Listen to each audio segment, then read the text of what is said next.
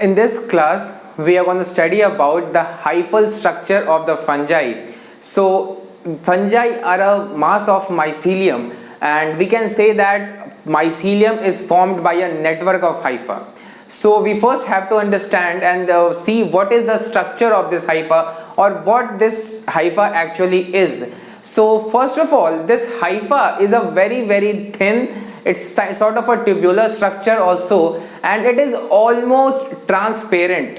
So transparent is not exactly transparent like glass or water, but it is very much transparent. So these are the basic features, and these structures are very thin like structure. So we can say that these are thread like structure. So these are very thin, tubular, transparent thread like structure or filament like structure filled with protoplasm. So this hypha is ultimately a sort of a cell which may be multinucleate or binucleate or uninucleate. So every cell will have protoplasm. Likewise, this hypha will also have protoplasm, and that protoplasm will obviously be covered by a cell membrane and a cell wall which is formed of chitin. So chitin is also called as fungal cellulose. So this is a basic intro about the hypha, that is, these are thin, tubular, thread or filament like structures. These are almost transparent, and these contain protoplasm surrounded by a cell membrane and thereafter the chitin or chitinous cell wall. So this is a basic definition of a normal hypha in the case of fungi. Now there are many types of hypha. And before studying about the types of hypha, we first have to remember that fungi are classified on many bases, and this is one of the most important basis of classification of fungi.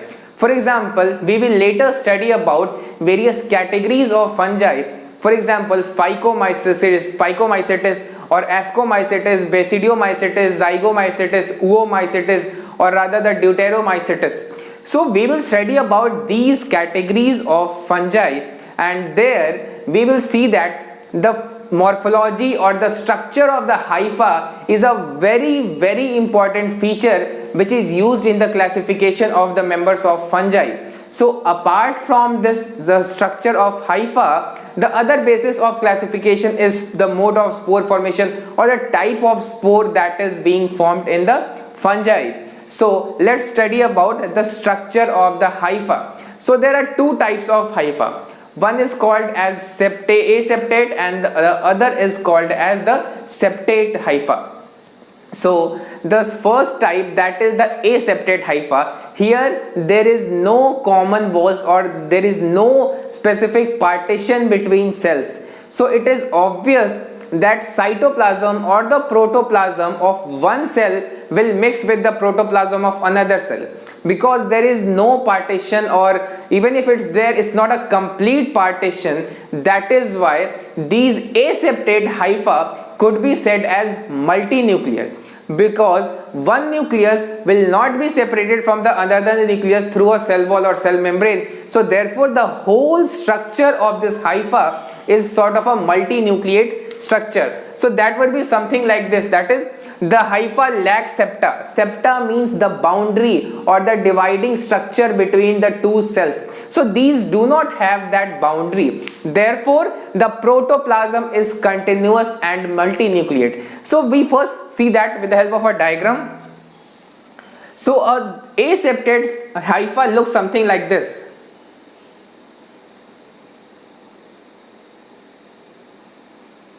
These are the nucleus.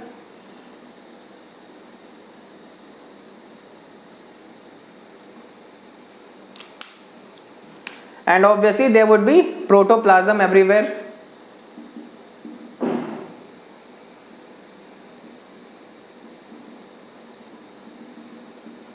So as you can see from this diagram, there are lots of these blue color dots which are the nucleus, and the red color part, that is the protoplasm or the cytoplasm. So there is no division between the cells. So cytoplasm or protoplasm of one cell will all obviously be mixing with the cytoplasm or the protoplasm of another cell.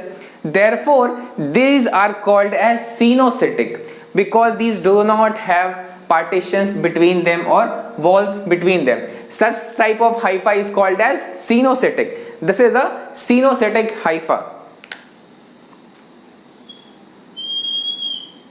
And it occurs in lower fungi. So lower fungi is normally Phycomycetes.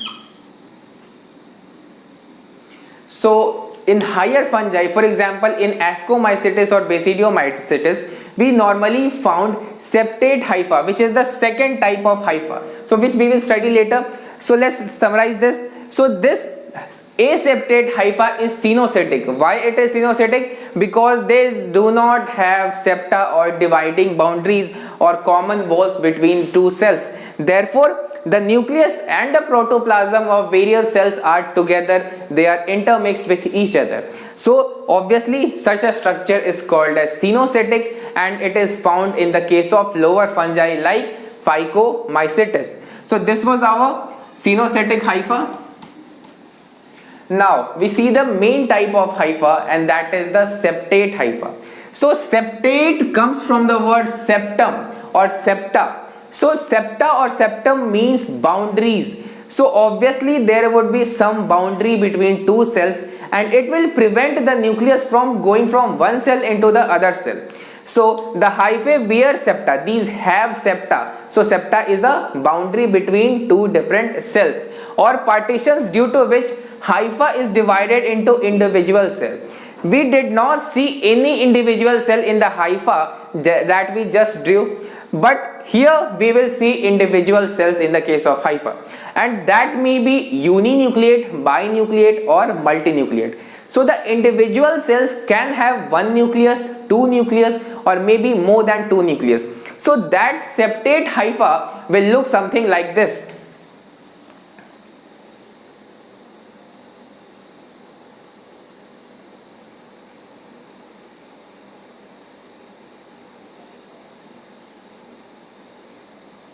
So as you can see, there are boundaries between two cells.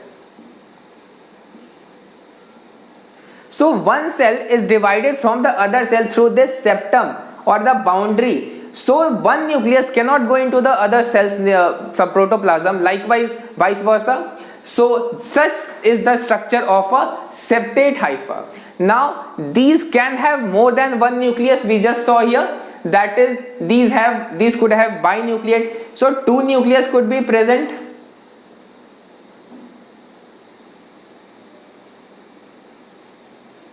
So one cell can have two nucleus or maybe more than two nucleus, but these are not aseptate structure. We cannot say that one cell has more than one cell or one cell has more than one cell's protoplasm, because there is dividing boundary. So either it could be like this or it could be uninucleate, that is each cell will have one nucleus, and the aseptate one did not have this septum. So one cell was not divided from the other cell through a septum. So this is the main difference between the aseptate and the septate hypha. So this septate hypha is normally found in higher fungi like Ascomycetes or Basidiomycetes. So this is the difference between cenocetic or the aseptate and the septate hypha. Now this septate hypha is also of various types. It is not just a single type. So first of all, we have to see here types of septa or the dividing boundary. What are the types of the dividing boundary or the septa? So now first of all, we have a complete septum. So a complete septum means that the protoplasm of a one cell will never go into the protoplasm of the second cell. Obviously, likewise, vice versa also. Their walls are complete without distinct pores. So these do not have distinct, means considerable pores. So the pore size, even if present in this case, is so small that we cannot distinct them. Therefore, their walls are said to be complete, just like this.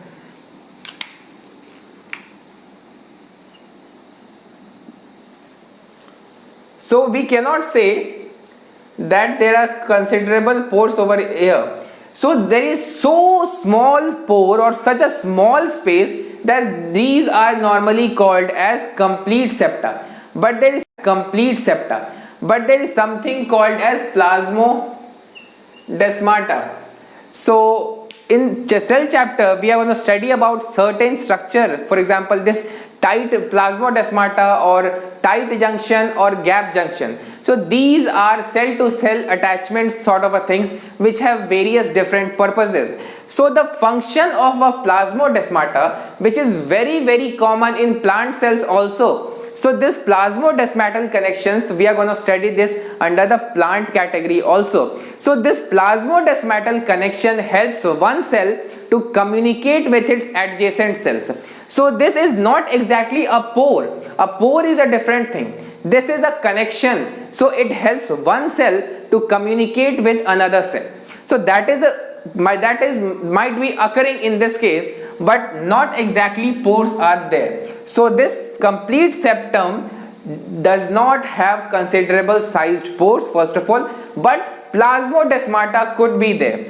Now we have a complete septum diagram over here. So there is a very small pore which is called as microspore. So it is not considerable in size, it is not a very large size. Therefore within complete septum we can say that microspores could be there, but these are not of considerable sizes.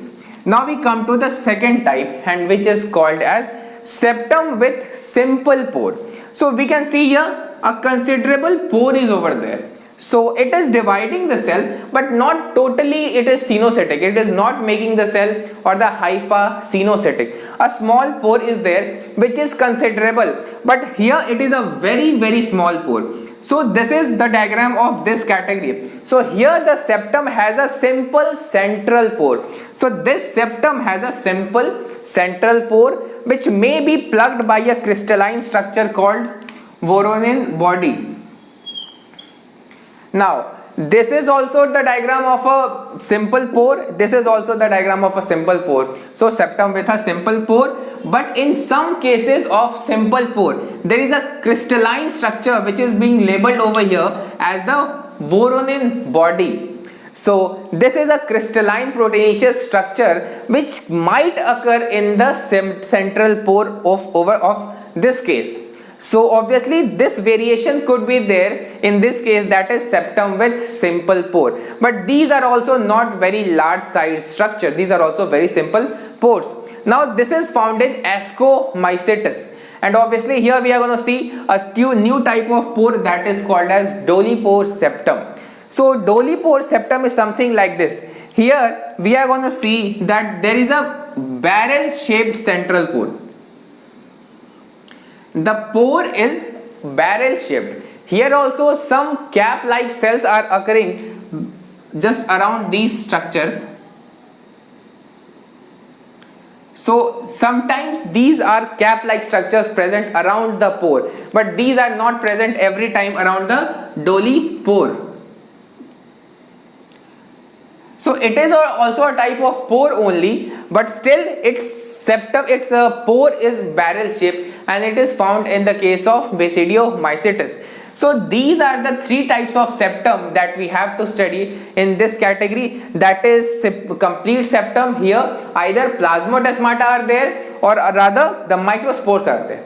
In this case there is just a simple pore, so it is nothing to study much. But here there is a Voronin body which is a crystalline proteinaceous structure which is present in the central pore.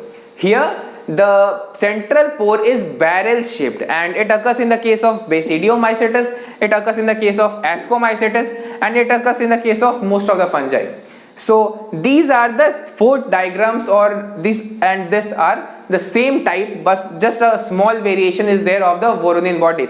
So this and this diagram belongs to the second category, this belongs to the first category, and this belongs to the third category. So now we had seen this structure of hypha and how the hypha are divided, which may be multinucleate, binucleate, or uninucleate or uninucleate, and these are the three types of septum which could be present in the case of hypha of fungi. So now we are going to study about the reproduction in fungi.